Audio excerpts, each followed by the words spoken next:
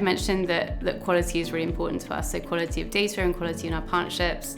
That means a lot of different things. I think for us that's thinking about consented data, it's thinking about data that gives us addressability and scale, it's thinking about data that ensures that we can bid and target campaigns and optimize in the most efficient ways for our advertisers, things like SPO as well. I would say, how are things evolving? What we're seeing in the identity space is more and more IDs being built into graphs. For example, the Experian graph that we license, we're bringing UID2 into our graph, which gives us the opportunity for more interoperability across the ecosystem, obviously future-proofing our capabilities as well.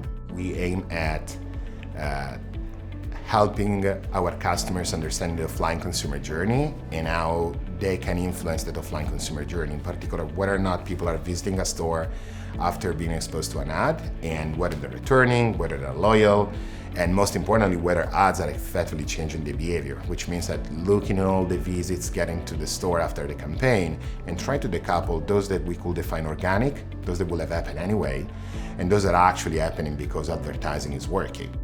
And so the way we try to think about it is effectively to mimic this marketing funnel sort of mentality. And so we've brought to the end advertisers solutions ranging from measuring brand lift.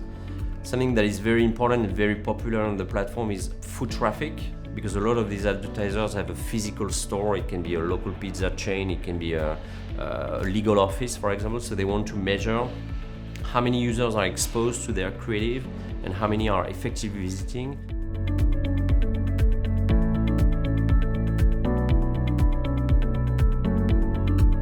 There's viewing data, there's audience data, there's outcome data, there's psychographics, you name it. First party, third party that you can purchase.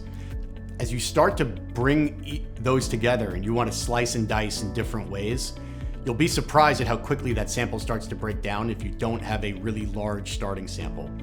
For us, we really specialize in household targeted television and geo-targeted television. And when you get to that level of precision, you've got to have large scale at the beginning, because tying a type of outcome, some sort of sign up or some sort of purchase in a category that has a long sales cycle, even that can start to become a challenge when you cut down to a household. We're also evolving our measurement framework to really talk about engagement and attention metrics. Again, my personal belief is over the past few years, we've become overly reliant, and the conversation has been a lot about efficiency. And it's great if media is efficient, but was it effective? Because who really cares if the CPM was X if it actually did not drive the desired outcome, and if it's not pushing the needle forward on a business outcome for clients?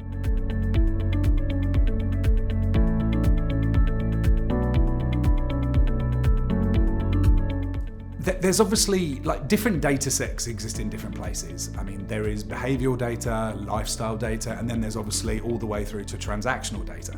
And I think if we really think about marketing as understanding the customer journey and where to show up and where to be useful along that whole customer journey, we all need different types of data.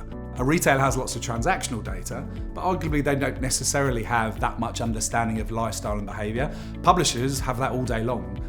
And obviously a business like yours captures a variety of different data. So I think every business should be building a data strategy that actually thinks about the different versions of data that exist and how they bring that together.